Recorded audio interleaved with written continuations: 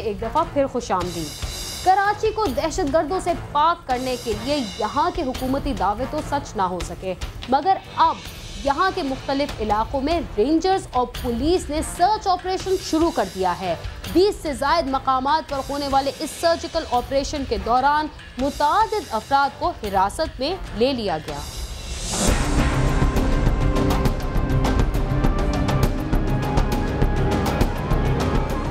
शहर कायद में गुज़श्ता कई अरसे से जारी टारगेट किलिंग के दौरान सैकड़ों अफराद मौत के घाट उतार दिए गए। हुकूमत के तमाम तर दावों के बावजूद टारगेट किलिंग तो ना रुक सकी।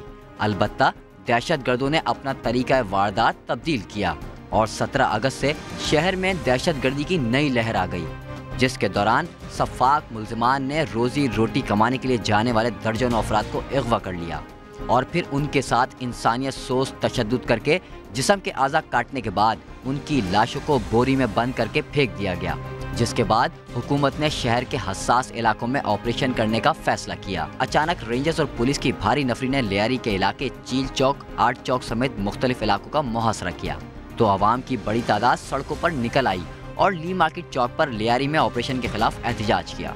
इस दौरान नामालूम अफराद की फायरिंग से 6 अफराद जख्मी हो गए। ताहम इलाका मकीनों के सख्त एहतजाज पर पुलिस और रेंजर्स बगैर किसी कार्रवाई के वापस चली गई।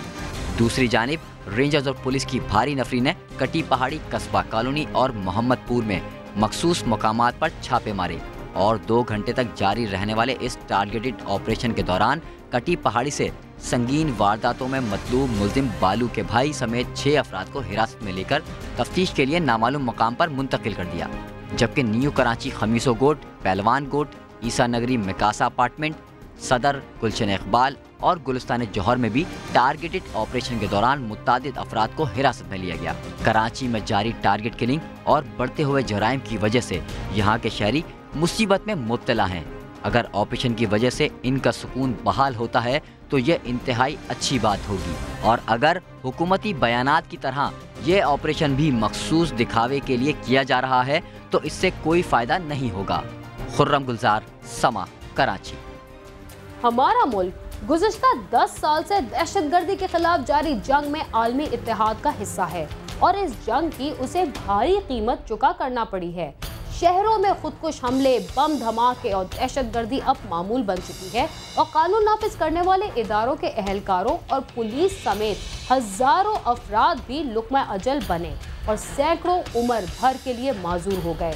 गुज़िश्ता 3 बरसों के दौरान आने वाले रमज़ान और मुबारक के महीनों में भी दहशतगर्दी के वाक़यात में सैकड़ों अफराद जाँ बहक और जख्मी हुए।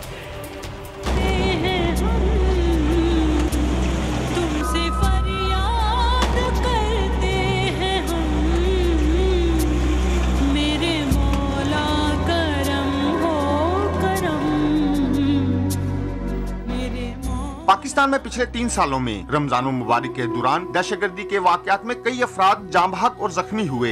10 सितंबर 2008 को रमजानुल मुबारक में पाक अफगान सरहद के करीब लोअर दीर की एक मस्जिद में नमाज तरावी की अदायगी के दौरान दहशतगर्दों ने हैंड ग्रेनेडों और क्लाशनकोफों से हमला कर दिया, जिसके नतीजे में 28 नमाजी जाँ बहक और 57 जख्मी हो गए। साल 2009 में रमजानुल मुबारक दहशतगर्दी से महफूज ही गुजर गया, मगर साल 2010 में दहशतगर्दों ने 23 अगस्त को जनूबी वजीरिस्तान के सदर मकाम वाना की एक मस्जिद में जमीयत उलमा इस्लाम के साबिक एमएन ने मौलाना नूर मोहम्मद जोहर की नमाज और दरसे कुरान के बाद लोगों से मुसाफा कर रहे थे कि एक नौउमर खुदकश हमलावर ने धमाका कर दिया, जिसे मौलाना नूर मोहम्मद समेत 22 अफराद जाँ बहक और कई जख्मी हो गए। इसी रोज कुरम जंसी में होने वाले एक हमले में 7 अफराद जान की बाजी हार गए। इसी साल 21 रमजानुल मुबारक को यौम अली के मौका पर लाहौर में मातमी जुलूस जैसे ही इख्तिताम पजीर हुआ, यके बाद दीगरे 3 खुदकश धमाके हुए, जिनमें 48 अफराद जाँ बहक और 225 से जायद जख्मी हो गए। इसी रोज कराची में यौम अली के मरकजी जुलूस पर फायरिंग का वाकया पेश आया। अब इन धमाकों का शौक बाकी था कि दहशतगर्दों ने 2 दिन बाद ही जुम्मातुल विदा के मौका पर कोयटा में यौमुल कुद्स की मुनासबत से निकाली गई रैली में खुदकश धमाके के बाद जुलूस के शुरका पर फायरिंग कर दी, जिससे 64 अफराद जाँ बहक और 80 से जायद जख्मी हो गए। जो पिछले 21 रमजान को ये वाकया हुआ है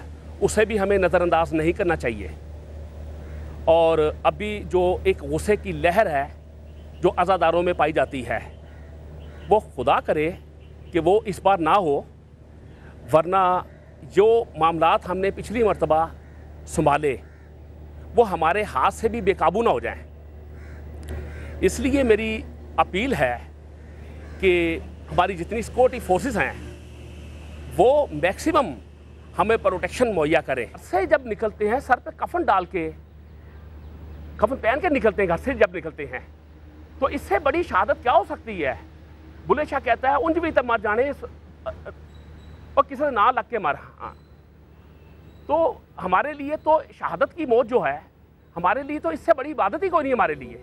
रवां साल 11 रमजानुल मुबारक को पेशावर के गुंजानाबाद इलाके लाहौरी गेट में सुबह सवेरे एक पुलिस वैन के करीब धमाका हुआ, जिसके तकरीबन 1.5 घंटे बाद एक हमलावर खतून ने उसी जगह खुद को धमाके से उड़ा लिया। दोनों धमाकों में 5 पुलिस एहलकारों समेत 8 अफराद जाम हक और 30 से ज्यादा जख्मी हो गए।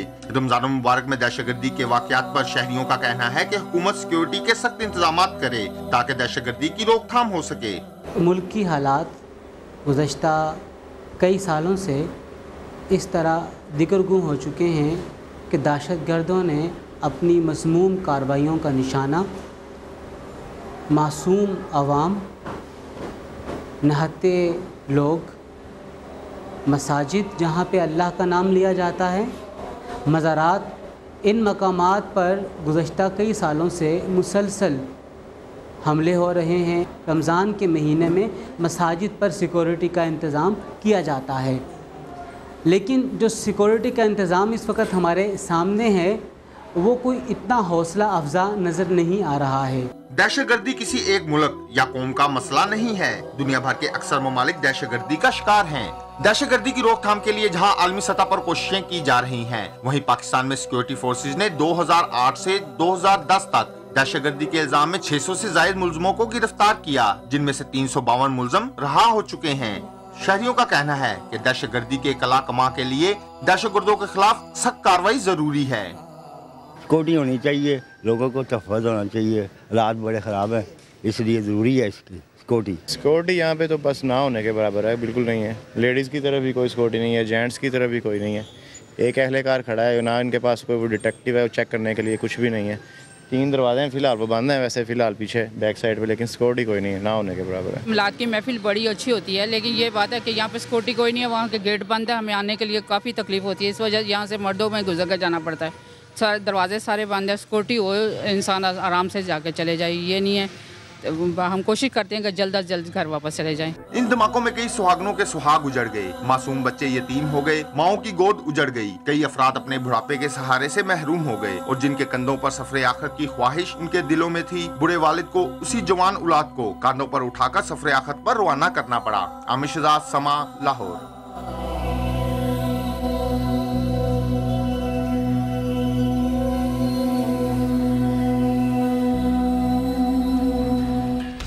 माह रमज़ान का तीसरा अशरा शुरू हो गया है, मगर दूसरे अशरा शुरू होते ही गुजरांवाला में डाकुओं के गैंग मुतहर्रिक हो गए हैं। शहर में 5 रोज के दौरान बैंकों समेत 7 शहरियों को करोड़ों रुपए मालियत के जेवरात, कारों और नकदी से महरूम कर दिया गया और पुलिस नाकों तक महदूद रही।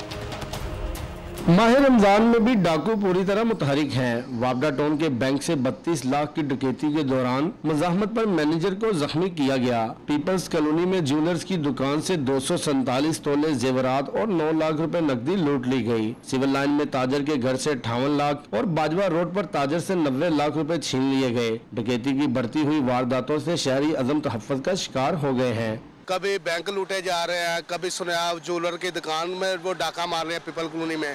कुछ नहीं उन लोगों को लगता, कुछ नहीं उनको मिलता, तो फिर वो लोगों के घरों में जाकर डकैतियां करते हैं। पुलिस राहजनी रोकने के लिए रवायती तरीके आजमा रही है। आरपीओ कहते हैं कि पुलिस नाकों और गश्त में इजाफा कर दिया गया है। पुलिस लाइन में जितने भी लोग ड्यूटी में हमारे पास थे, उन सबको जो है वो बाद दोपहर जो है वो सारा हमने बाज़ारों में जो है ये ईद तक, चांद रात तक भी नहीं बल्कि ईद के अगले दिन तक ये सिलसिला जारी रहेगा।